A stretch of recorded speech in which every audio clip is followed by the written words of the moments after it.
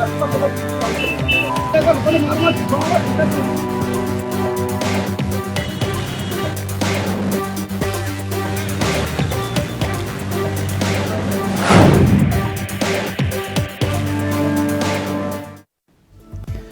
क्या उत्तराखंड के विधायकों के सर पर सत्ता का नशा इस कदर हावी होने लगा है कि वो सरकारी कर्मचारियों पर हाथ उठाने से भी गुरेज नहीं कर रहे हैं। भले ही आम आवाम के लिए, आपके हमारे लिए काम ना हो, लेकिन नेताजी के किसी समर्थक का चालान कट जाए तो कोहराम मच जाता है।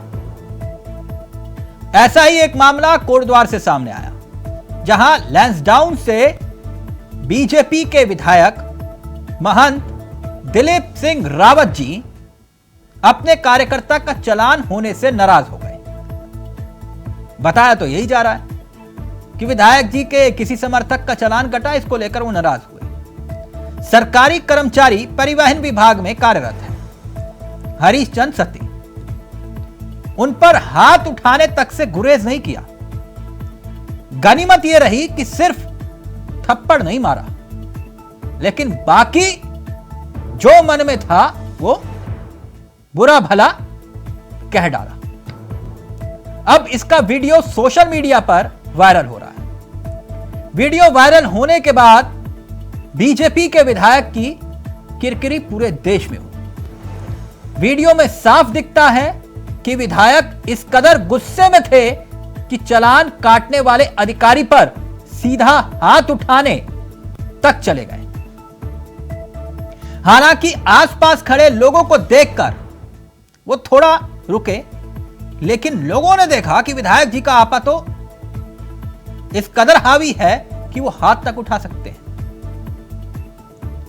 अपना हाथ रोक लिया विधायक जी ने।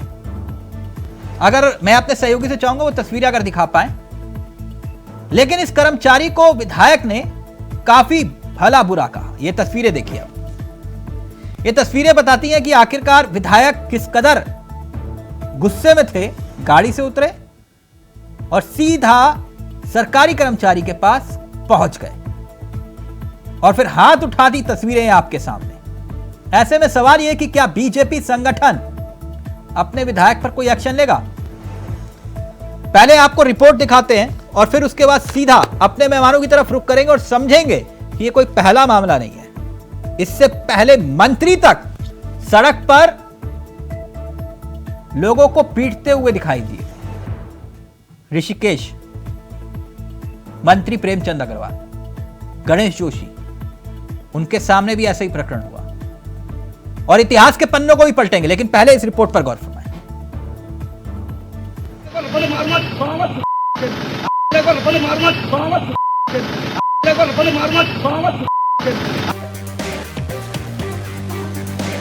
बीजेपी के लैंसडाउन से विधायक महंत दिलीप रावत का ये वीडियो वायरल हो रहा है, जिसमें वो परिवहन विभाग के अधिकारी को डांट रहे हैं। जिसके बाद अब कांग्रेस ने बीजेपी नेताओं के खिलाफ आक्रामक रुख अपना लिया है।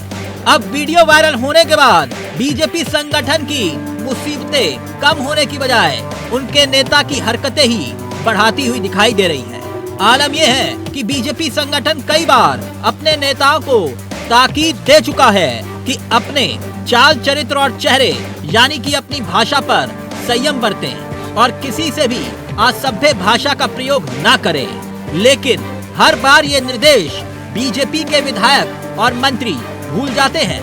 इसीलिए वक्त वक्त पर बीजेपी नेताओं के वायरल वीडियो संगठन के लिए सिरदर्द बन जाते हैं।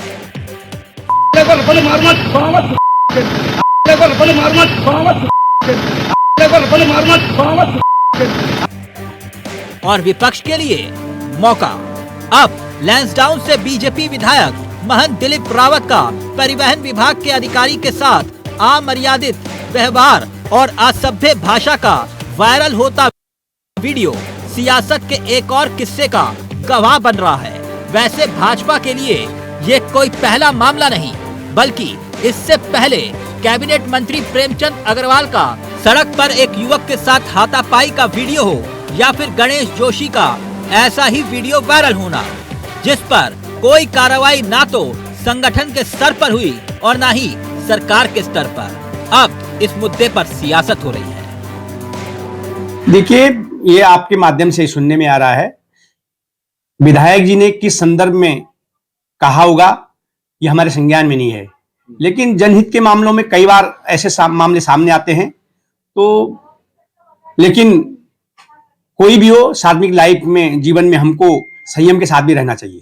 भाजपा के मंत्री और विधायकों को सात खून माफ हैं, और आज तो दलीप रावत जो स्वयं को महंत कहते हैं, और महंत से तो एक्सपेक्ट ये किया जाता है कि वो बहुत ही शांत स्वभाव का होगा, सरल स्वभाव का होगा, सबको पैसिफाई करने वाला, शांत करने वाला व्यक्ति होगा। वो खुद इतनी गर्मी खा रहे हैं सत्ता का। तो क्या ये सत्ता का नशा है? सीधा रुख करेंगे अपने मेहमानों की तरफ। आपको बता दें, आज हमारे साथ इस चर्चा में जो मेहमान शामिल हो रहे हैं उनसे आपका परिचय करवा देते हैं। हमारे साथ इस कार्यक्रम का हिस्सा ये 3 मेहमान बन चुके हैं। हमारे साथ देवेंद्र भसीन साहब, बीजेपी के सबसे अनुभवी चेहरों में से एक, गरिमा दसोनी कांग्रेस के युवा चेहरों में से एक, और हमारे साथ बिष्ट जी, राजेश बिष्ट जी हमारे साथ जुड़ गए हैं, आम आदमी पार्टी के चेहरे हैं। आप सभी का बहुत बहुत स्वागत है। ये भसीन साहब, ये आपके विधायकों को हो क्या गया है? देखिए, पहली बात तो मैं ये कहना चाहूंगा कि दिलीप सिंह जी ने जो किया, हाँ। और जिस प्रकार का वीडियो आप दिखा रहे हैं, हम उस प्रकार के व्यवहार की तो कोई समर्थन नहीं करते। हाँ। लेकिन इतना भी जरूर है कि दिलीप सिंह जी ने ऐसा क्यों किया, इस पर भी हमको जाना होगा। ठीक। अभी आप उनका वीडियो दिखाया, दिलीप सिंह जी की भी सफाई इसलिए आई है कि जिस अधिकारी से बात कर रहे हैं, हाँ। वो अधिकारी वहाँ पर जो है गलत वसूली, अवैध वसूली करता रहा है। हाँ। और साथ ही इसने वसूली के लिए प्राइवेट व्यक्ति को भी वहाँ पर लगाया हुआ था। और जब राज विधायक जी के पास पहुंचे तो वो से बात उन्होंने करी। हाँ। और जैसा कि विधायक जी ने कहा अपने वीडियो में कि उस अधिकारी ने उनके साथ बदतमीजी की, तो निश्चित तौर पर उनका गुस्से में आना स्वाभाविक था। और जब वहां गए, तो मतलब आप ये कह रहे हो किसी भी सरकारी अधिकारी पर हाथ उठाना आम बात है, कोई दिक्कत नहीं, कोई टेंशन नहीं। मैंने शुरू में क्या कहा, हाँ। मैंने शुरू में कहा कि मैं इस प्रकार की बात का समर्थन नहीं करता, न हाथ उठाने को। हाथ उठाकर उन्होंने दिखाया, अच्छा, हाथ दिखाया, उठाया नहीं। मारा नहीं। और जो मंत्री जी हाथ उठा रहे थे सड़कों पर युवक को पीटते हुए, अग्रवाल जी, वो तो देखा था ना सर, वो तो पीट रहे थे। हमने कभी समर्थन नहीं किया था। अच्छा, समर्थन नहीं किया, उसके बाद नोटिस तक जारी नहीं हुआ कि विधायक से पूछ? बात हुई है, निश्चित तौर पर बात हुई है। अच्छा, निश्चित तौर पर संगठन ने, सरकार के स्तर पर बात हुई है। लेकिन मैंने जैसे कहा कि जो तो हमारे यही चाल चरित्र और चेहरा है। देखिए, हमारे अगर 2-3 विधायक इस प्रकार की बात करते हैं तो हाँ। पूरी पार्टी को आक्षेपित हम नहीं कर सकते। सामान्यतः हमारा जो पदाधिकारी है, कार्यकर्ता है या मंत्री और विधायक है, वो एक संयुक्त व्यवहार से काम करता है। नहीं तो आप ये कह रहे हो आप नोटिस जारी करोगे इनको? के तौर पर संज्ञान लिया गया, ये तो मैं कह रहा हूँ आपसे इसका। लेकिन उसके बावजूद नहीं, संज्ञान लेने के बाद क्या होता है सर, फिर वो सवाल है ना। खैर कोई बात नहीं, आप ये कह रहे हैं कि संज्ञान लिया गया है, गुस्से में, आवेश में उन्होंने हाथ उठा दिया, ठीक, ओके। लेकिन ये जो तस्वीरें हैं ना सर, ये उत्तराखंड के विधायकों पर सूट नहीं करती हैं। बाकी सब आप लोगों का ठीक है, सत्ता है, सत्ता में होता है। गरिमा जी ये कह रहे हैं कि एक्शन लिया जाएगा, और विधायक जी ने आपा नहीं खोया, हाथ उठाया जरूर लेकिन थप्पड़ नहीं मारा, बाकी सब ठीक है। जो बात मैंने पकड़ी यहाँ पर तिलक जी, वो ये थी कि ये अधिकारी पर ठीकरा फोड़ रहे हैं। ये कह रहे वो भ्रष्ट अधिकारी था, बहुत वो घूसखोरी करता था, इसलिए विधायक जी ने उनके सब्र की पराकाष्ठा हो गई थी और इस वजह से उन्होंने आपा खो दिया। इसका तो सीधे सीधे निवारण हो सकता है वसीम जी, लोकायुक्त का गठन कर दीजिए, सारा भ्रष्टाचार सामने आ जाएगा, आपका भी और इन अधिकारियों का भी। 3 महीने का समय दिया था हाईकोर्ट ने कि लोकायुक्त का गठन कर दो, क्यों आपने उसको टाला, क्यों आपको समय नहीं मिला लोकायुक्त गठन का? अब आप कह रहे हैं कि मार्च अप्रैल तक का समय दे दो, तो लोकायुक्त गठन कर देते तो भ्रष्टाचार की शिकायतें या समस्याएं आपको यूं चैनलों पर बैठकर नहीं बतानी पड़ती। सरकार भी आपकी है, राज भी आपका। अगर अधिकारी भ्रष्टाचार कर रहा है तो वो सहरा भी आपके ही कर पर बधेगा। तो कहीं ना कहीं आपके लिए कैच 22 सिचुएशन है। अगर आप अधिकारी पर ये तहमत लगाते हैं कि वो भ्रष्ट था, तो फिर इसका मतलब आप मॉनिटर नहीं कर रहे हैं अपने अधिकारियों को। देखिए तिलक जी, यहाँ प्रदेश में बार बार हम लोगों के सामने एक चर्चा आती है कि अधिकारी बेलगाम हो रहा है, निरंकुश हो रहा है, अधिकारी हाँक रहा है नेताओं को। लेकिन इसके उलट हम देख रहे हैं कि हमारे तो जनप्रतिनिधि जिनका आचरण या जिनके कृत्य जो है वो अनुसरणीय और अनुकरणीय होने चाहिए, ये एक रोल मॉडल होने चाहिए युवा पीढ़ी के सामने। जनप्रतिनिधि तो है ही है दलीप रावत, वही महंत भी है। गरिमा जी एक सवाल पूछना था। सवाल क्या, वैसे ही ये मदन सिंह बिष्ट जी का क्या हालचाल है? नहीं, बिल्कुल आपने सही प्रकरण उठाया। मदन सिंह बिष्ट जी का जो वीडियो वायरल हुआ, उस वक्त एक भी आप कांग्रेस का व्यक्ति, नेता, कार्यकर्ता नहीं बता सकते जिन्होंने उस तरह की गतिविधि को, उस तरह की घटना को सपोर्ट किया। नहीं, विषय ये नहीं है गरिमा जी, वो तो आलोचना तो बैठकर देवेंद्र भसीन जी कर रहे हैं, आप भी कह रहे हो। सवाल ये है कि आपने आलोचना के बाद क्या किया? अनुशासन समिति आपकी भी है, भसीन साहब की भी है, नोटिस जारी तक नहीं होते, और अगर हो भी जाते हैं तो उस नोटिस के बाद क्या एक्शन होता है, यह सवाल होता है। आपने विधायक से उसके बाद नोटिस जारी हुआ कुछ पूछा? देखिए, ये मेरे संज्ञान में नहीं है कि उनसे पूछताछ किस स्तर पर हुई। हाँ। लेकिन क्योंकि हमारे वहाँ मदन बिष्ट जी जो हैं वो AICC मेंबर हैं, अखिल भारतीय राष्ट्रीय कांग्रेस के मेंबर हैं, और हमारा पार्टी का संविधान कहता है कि जो भी AICC मेंबर है उसके ऊपर अनुशासनात्मक कार्यवाही राष्ट्रीय नेतृत्व करेगा, केंद्रीय नेतृत्व करेगा, उसको प्रादेशिक नेतृत्व की परिधि में वो नहीं आता। इसीलिए ठीक, भसीन साहब रिएक्ट करना चाह रहे हैं। मैडम, मुझे मालूम है कि आपके पार्टी का संविधान और बीजेपी के पार्टी का संविधान क्या कहता है। हमने तो देखा है मैडम, नोटिस जारी होते हुए भी देखा है, और 100 नोटिस जारी होने के बाद आधे घंटे में 100 नोटिस वापिस हो गए, ये भी देखा है। लेकिन सवाल मेरा यह है कि बीजेपी विधायक हो या फिर कांग्रेस के विधायक हो, ये उत्तराखंड के विधायकों को हो क्या रहा है? भसीन साहब जल्दी से रिएक्ट करें, फिर मैं आ रहा हूँ। तिलक जी, मैं बात कही है, इन्होंने बड़े तरीके से अपने केंद्रीय नेतृत्व को लपेट दिया है, यानी कि अनुशासनहीनता इनके विधायक ने करी, और क्योंकि वो राष्ट्रीय परिषद के सदस्य हैं, इनके केंद्र को इस पर कार्रवाई करनी है, उसने नहीं करी, यानी केंद्र भी इस बात से सहमत है जो बीजेपी ने किया उनका संरक्षण है। नहीं, मेरे यहाँ तराजू बराबर है। नहीं, एक मिनट। अगर एक अपवाद है इस तरह की घटना का, आपका तो मैं पिछले 6 महीने का कैलेंडर रखूं आपके सामने भसीन जी, तो आप संसार में तो हमारे पास बहुत संख्या है, गिनवाने के लिए हमारे पास बहुत लोग हैं। आपके जो है विधायकों के द्वारा गोलियां तक चलाई गई, आपके विधायकों के द्वारा महिलाओं के संग गड़बड़ किया गया, आपके विधायकों के पार्टी में भी अपने मुख्यमंत्री के गमले तोड़े, आपके विधायकों को बाकायदा पार्टी छोड़कर गाड़ियां दी, सब कुछ किया आपने, लेकिन आपने कुछ नहीं किया, बल्कि कई विधायकों को बुला करके आपने एक मिनट राजेश पेशी रहेंगे, एक मिनट राजेश पेशी रहेंगे, एक मिनट भसीन साहब, आप एक अध्यापक भी हैं। एक मिनट मेरी बात सुनो। एक मिनट भसीन साहब, एक मिनट। नहीं, आप ये कह रहे हैं कि सिर्फ यहां मैं नाम, अगर आप लोग चाहते मैं नाम ले लूंगा, मुझे कोई दिक्कत नहीं है। आपके यहां पहली बार नहीं है, राजकुमार ठुकराल जी के किस्से सुनाऊंगा तो फिर शाम हो जाएगी सर पूरी, गणेश जोशी ने, है ना? एक मिनट गरिमा जी, एक मिनट। या अरविंद पांडे जी के किस्से आप किसी से छिपे नहीं है? आज वो मौत। और गरिमा जी एक मिनट, आप लोग बैठ के ये कह रहे कि हमारे यहाँ अपवाद है। कुंवर पड़ा सिंह चैंपियन को लेकर किसी की जुबान नहीं खुलती थी कांग्रेस के भीतर, हुआ ना? आप लोग मुझसे क्यों नाम ले रहे हो? नहीं, एक मिनट। वो जो उत्तराखंड को अपने प्राइवेट पार्ट्स पे रखने वाला बयान है प्रणव सिंह का, वो भाजपा में जाने के बाद का है। मैडम देखिए, मैं सिर्फ इतना बोल रहा हूं, ये सिर्फ वो वाला मसला नहीं है। तमंचे पर डिस्को कई बार हुआ ना, आपकी पार्टी में रहते हुआ, और एक मुख्यमंत्री को एक विधायक ये कहते हुए कि मेरे विधानसभा क्षेत्र में नहीं घुसना चाहिए ये व्यक्ति, ये मुख्यमंत्री, उसके बाद उन्होंने जो वो वाला डैश डैश डैश वो सबने सुना।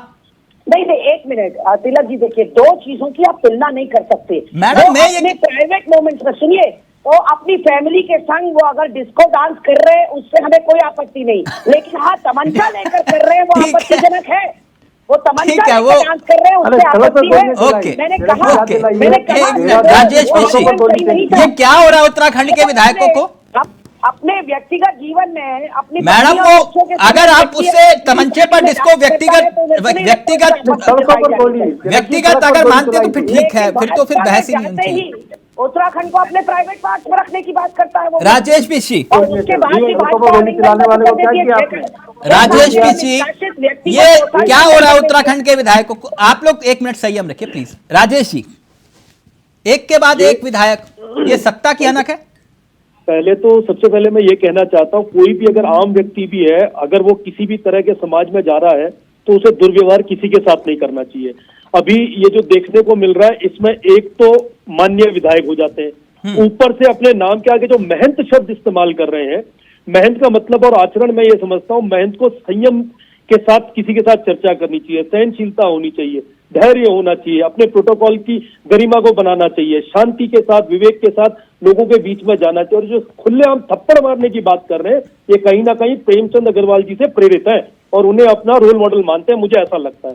तो खुलेआम वो सड़कों पे एक मंत्री होने के नाते लोगों को पीटने का काम कर रहे हैं और उनके ऊपर किसी तरह की अनुशासनात्मक कोई कार्रवाई नहीं हो रही है। ऊपर से एक प्रकरण ये सामने आ रहा जो अधिकारियों को डराया धमकाया जा रहा है। तो मैं समझता हूँ कि कहीं ना कहीं इनकी शय इनको पूरी तरह से मिल रही है। इन्हें कहा गया है कि आप खुलेआम गुंडागर्दी कीजिए, आपको रोकने वाला कोई नहीं है, कोई आप पे नोटिस जारी नहीं होगा। और अगर आगे भी आप जी, मेरा सिर्फ ये कहना है कि ये एक प्रकरण नहीं है जी, उत्तराखंड में कई ऐसे विधायक मान्यवर रहे हैं जिन्होंने कई बार मर्यादा की रेखाओं को लांदा है, लेकिन सवाल यह है कि एक्शन क्यों नहीं होता, चाहे पार्टी कांग्रेस हो या बीजेपी हो। सवाल मेरा ये है। ऐसा है, इसमें मुझे ये लगता है कि कहीं ना कहीं गुटबाजी बहुत ज्यादा हावी है। अगर ये किसी एक पे कोई कार्रवाई करेंगे तो इन्हें दूसरे पे भी करनी पड़ेगी। और लिस्ट छोटी नहीं है, 8-10 विधायकों की तमाम लिस्ट है इनकी पार्टी में, जिनको अगर इन्होंने कुछ कहा या उनके ऊपर कोई कार्रवाई करी तो वो दल बदलने को तुरंत तैयार है। और दल बदल तो यहाँ बहुत आम सी बात हो गई है। दल बदल जैसे ही शुरू हुआ तो फिर पार्टी पे इनके ऊपर कहीं ना कहीं सरकार गिरने का डर बना रहेगा। आगे लोकसभा चुनाव है, इनका प्रभाव कहीं ना कहीं आगे चुनावों को देखते हुए भी देखा जा रहा है ना कि अगर ये किसी पे एक्शन ले तो गढ़वाल में क्या होगा। अच्छा, तो मतलब बसीन साहब कुल मिला के आपकी पार्टी भी डरती है विधायकों से? नहीं, पहली बात तो मैं ये कहूंगा कि अभी आपने कुछ नाम दिए, हमने विधायकों के टिकट भी काटे, हमने उनको दोबारा से नहीं ठुकराल जी का टिकट क्यों कटा, वो मैं उस विषय में नहीं जाना चाह रहा। टिकट आपने दिया ना, अरविंद पांडे जी को टिकट नहीं दिया क्या? आगे उनके संग जो हुआ वो आपके सामने है। और या फिर कुंवर पढ़न सिंह चैंपियन को टिकट काटा लेकिन उनकी पत्नी को तो टिकट दिया ना आपने? पत्नी को दिया लेकिन हाँ? को हमने अलग किया। और अब सर ये कौन सी नजीर हुई? आपने कहा कि नहीं तुम बैठ जाओ, कोई दिक्कत नहीं, हम आपके घर में ही टिकट देंगे। सर ये कौन सा आपने एक्शन ले लिया? सकता है अगर कोई व्यक्ति महिला जो है हम उसको आगे बढ़ा रहे हैं तो हमने कुंवर चैंपियन को टिकट तो नहीं दिया ना, हमने मैच तो क्लियर किया कि हम आपके किसी भी एक्ट के साथ खड़े हुए नहीं है। हमने कार्रवाई करी बाकायदा उनके साथ खिलाफ, तो हमने तो कार्रवाई की अपने यहाँ। कांग्रेस ने तो कुछ भी नहीं किया। लेकिन मैं कुल मिलाकर के ये कहना चाहता हूँ कि जनप्रतिनिधियों को चाहे किसी पार्टी का हो, उनको बिल्कुल संयम के संग रहना चाहिए और गर्मा के संग रहना चाहिए। एक्शन क्या लिया आप मुझे एक बात बता दीजिए सर, संगठन के स्तर पर आपने एक्शन क्या लिया अब तक? ना तो प्रेमचंद अग्रवाल, ना गणेश जोशी जी और ना ही ये मान जी। देखिए ये स्थितियां भी आपके सामने जो भी है मैं उस पर टिप्पणी से नहीं करूंगा, वो स्थिति यथावत है। संगठन में क्या चर्चा है या नहीं है, लेकिन जो पुराने प्रकरण है आपने देखा कि उनके साथ जो है गरिमा जी ये कह रहे बसीन साहब हम तो टिकट तक काट देते हैं, इनके यहाँ तो प्रमोशन कर दिया जाता है ऐसे नेताओं का। नहीं, बहुत ही हास्यास्पद इनका ये बयान है। पहले तो इनको निंदा करनी चाहिए दिलीप रावत के इस तरह के कृत्य की, और निश्चित तौर पर beyond party lines, above party lines, इस तरह का कृत्य किसी भी पार्टी के जनप्रतिनिधि को कतई शोभा नहीं देता। मैंने जैसा कि कहा कि युवाओं के लिए प्रेरणा स्रोत होते हैं जनप्रतिनिधि, आखिर क्या देखेंगे वो। और ग्लोबल इन्वेस्टर समिट के मौके पर हम खड़े हैं, अभी ताजा हम सिलक्यारा की घटना से निपटे हैं, अब ये महंत जी की घटना हो गई, उत्तरकाशी में 19 वर्षीय अमृता की हत्या का मामला आ गया। तो आपकी पार्टी ने भी कोई नजीर पेश नहीं की ना? उम्मीद थी, एक विष्णु आपने बहुत अच्छी बात कही, उम्मीद थी कि करण महाराज जैसा एक प्रदेश अध्यक्ष मिला, मुझे लगा कि अब की बार तो 2-4 निपेंगे। हुआ था, कोशिश की थी किशोर उपाध्याय ने, क्या हुआ था विष्णु मालूम है ना? जी जी याद है ना किस्सा वो? जी जी बिल्कुल। क्या हुआ था? किशोर उपाध्याय ने कोशिश की थी, है ना राजेश जी? लेकिन सवाल यही है कि आखिरकार कोई एक नजीर पैदा करने के लिए तैयार नहीं है कि ये हमने अपने बड़े नेता पर एक्शन लिया। एक विधायक अगर शराब पीते हुए वीडियो वायरल हो रहा है तब भी वो सवाल खड़ा कर रहा है। तो मतलब मारपीट के एक के बाद एक घटनाएं आ रही हैं, वो इसीलिए आ रही है क्योंकि हम लगाम नहीं कस पा रहे अपने संगठन के स्तर पर। नहीं बेशी, बिल्कुल ठीक बात है। संगठन में इस समय जो जिस वजह से लोगों को चुन के भेजा जा रहा है, चाहे विधानसभा भेजा जा रहा है, लोकसभा भेजा जा रहा है, मकसद इन मान्यों से कुछ और व्यवस्था की है। लेकिन ये लोग अपनी ताकत का जो इस्तेमाल है वो गलत जगह पे गलत लोगों के ऊपर कर रहे हैं। हाँ। अगर जैसे हमारे बसीन साहब ने कहा कि वो भ्रष्ट अधिकारी था, तो उस पे सड़क पे इस तरह से फैसला देने का अधिकार किसने दिया उन्हें? अगर उसने कोई भ्रष्ट काम किया था, उस पर लिखित कभी कोई कार्रवाई शिकायत आपने ऊपर परिवहन मंत्री तक, मुख्यमंत्री तक पहुंचाने का काम किया तो बताइए। और अगर 10 दिया तो सीसीएस रूल्स बने हैं ना उनके ऊपर, उनको नोटिस इशू होना चाहिए था, शो कॉज नोटिस इशू करके उनसे जवाब पूछा जाता, या कोई प्रकरण ऐसा था आपके सामने तो शिकायत देकर उनको सस्पेंड किया जाता। ये थोड़ी कि आप उठ के थप्पड़ मार दोगे किसी को रास्ते पे। ठीक, जल्दी से वसीम साहब, गरिमा जी आ रहा हूं आपके पास। जी, जहाँ तक शिकायत की बात है तो विधायक जी ने कहा है कि उसकी शिकायत जो है माननीय मुख्यमंत्री से करने वाले हैं, पहली बात। और दूसरी, हमारे जो दूसरी बात कर रहे हैं, नजीर तो इनका भी नहीं है, इनका तो सारे 10 लोगों को मंत्री बनाया गया और सिद्ध होने के बावजूद भी उनके जो राष्ट्रीय अध्यक्ष हैं उनको निर्दोष कहते हैं। तो नजीर के मामले में बीजेपी की जो पार्टी है, आम आदमी पार्टी, उसने तो सारी सीमाएं तोड़ रखी है। उनके सारे नेता जो भ्रष्ट है वो बड़े बड़े पदों पर है। वसीम जी, ईमानदार लोगों की बात सिर्फ बीजेपी में हो रही है, बाकी सारी पार्टियां भ्रष्ट आपकी नजर में। और आप विश्वास कीजिए 2024 में जब आप लोग जाएंगे ना, उसके बाद आपके भ्रष्टाचारी नपेंगे सारे बारी बारी से। आपके राष्ट्रीय नेतृत्व का इस बात को ईमानदारी की आप लोग यहाँ पे भ्रष्टाचार की जो आप लोग पेश कर रहे हैं, चाहे ब्रिजभूषण सिंह के नाम पे आप लोग कर रहे हैं, चाहे एनएचपीसी घोटाले के आप लोगों ने जो हद की 2024 होगा, ध्यान रखिएगा मेरी बात का। बहुत ज्यादा ईमानदारी की आप लोग बात करते हैं, वो ईमानदारी 2024 में समाप्त होगी। और इस नहीं, अभी वो ठीक है, वो नारेबाजी नहीं। मैं सिर्फ ये कह रहा हूं कि ये विधायकों पर इस तरह के जो बार बार वीडियो आ रहे हैं, लगाम क्यों नहीं लग पा रही, विषय ये है बस। ये सिर्फ एक महंत तक का विषय नहीं है। 2024 का चुनाव है, ये किसी पे कार्रवाई करेंगे, इनकी वैसी सीट यहाँ पे एक नहीं आ रही है, 5 सीटों में ये हारते नजर आ रहे हैं, लोग इनसे नाराज हैं। अभी चुनाव खत्म हुए, 21 रुपए सिलेंडर पे इन्होंने बढ़ा दिया, एक तरफ फ्री देने की बात करते हैं, एक तरफ 450 रुपए में देने की बात करते हैं, और अब जब जैसी चुनाव खत्म हो विधायकों की बात कर रहा हूं, आप नारे लगाने लग गए। बात जनरली कह रहा हूँ कि ये लोग डर रहे हैं, लोकसभा चुनाव में ये लोग नहीं जीत रहे, इसलिए ये कोई कार्रवाई नहीं करेंगे, अब भी नहीं और आगे भी नहीं, ये मैं आपको कह रहा हूँ सर। ठीक, तो कांग्रेस के भीतर से को कह रहे हैं वसीम साहब की कोई एक नजीर तो बता दे गरिमा जी कि हमने इस नेता पर एक्शन लिया, हम भी उसी को फॉलो कर लेंगे। डेफिनेटली हमारा तो समय समय पर नोटिस सर्व होते हैं। अभी हाल ही में हमने प्रदेश महामंत्री हमारे राजीव शाह के ऊपर नोटिस सर्व हुआ अनुशासनहीनता को लेकर, और जो मैंने आपको बताया वो हकीकत है कि हमारा प्रादेशिक नेतृत्व नहीं निर्णय लेता है। मदन बिष्ट क्योंकि एआईसीसी मेंबर है इसलिए उस पर एआईसीसी ही निर्णय ले सकती है, हर पार्टी का अपना विधि विधान होता है। बट मुझे बहुत शॉकिंग लगा, इतनी तुच्छ मानसिकता, छोटी मानसिकता यहाँ देखने को मिली। अगर पार्टी कार्यालय के भीतर आपस में कार्यकर्ता गुत्थम गुत्था करते हुए तस्वीरें वायरल होती तो वो भी अच्छा नहीं लगता ना, है ना। मैंने आपसे कहा तो अभी हाल ही में अनुशासनहीनता का नोटिस पर हुआ प्रदेश महामंत्री को, ऐसा नहीं है कि हमारे वहां नोटिस नहीं दिए जाते, हम अपने हिसाब से उसको टैकल करते हैं। बट नोटिस के बाद क्या होता है ये महत्वपूर्ण है। तिलक जी सुनिए, यहाँ पर पार्टी स्तर पर नहीं, अब जनता के स्तर पर फैसला होना चाहिए कि इस तरह के जनप्रतिनिधि क्या उत्तराखंड को शोभायमान करेंगे विधानसभा में। ये जनता को समझना होगा कि ऐसे व्यक्तियों को क्या हमें चुनना चाहिए, क्या हमें लोकतंत्र के मंदिर में भेजना चाहिए ऐसे जनप्रतिनिधियों को। आपने तो बिल्कुल हरीश रावत जी वाली बात कह दी, जब बगावत हुई आपकी पार्टी में तब आपने कहा इन बागियों को जनता को चुनना नहीं चाहिए, यही बात बोली थी हरीश रावत जी ने। खैर बसीन साहब कुल मिलाकर कैरेक्टर नहीं है, जिन लोगों का कोई कैरेक्टर नहीं है, जिनका कोई रीढ़ की हड्डी नहीं है, जो दल बदल करते हैं, जो थाली के बैगन की तरह होते हैं और जो इस तरह का आचरण करते हैं, जो इंसान को इंसान नहीं समझते, जिनके अंदर मानवीय गुण नहीं होते। यानी कि ये आरटीओ अफसर इतना पढ़ लिख कर मेहनत मशक्कत करके एक अधिकारी स्तर तक पहुंचा है, उसको अपनी पांव की जूती समझ रहे हैं दिलीप रावत। तो निश्चित तौर पर कहीं ना कहीं अपने सिस्टम पर आक्रोश तो आएगा। वसीम साहब, ये शैली एकाएक बदलाव होती हुई दिखाई दे रही है। देखिए तिलक जी, ये शैली पूरी पार्टी पर नहीं लागू होती, कुछ व्यक्ति करते हैं जाते के अधिकारी का ही सपोर्ट कर रहे हैं। हमारी गरिमा जी जो अधिकारी की सपोर्ट कर रहे हैं, आपने देखा होगा अधिकारी का अहंकार कितना बड़ा है, सामने से विधायक जी आ रहे हैं, कोई दुआ सलाम या प्रोटोकॉल नहीं है उसके लिए, वो बिल्कुल अकड़ करके जेब में हाथ डाले खड़ा है।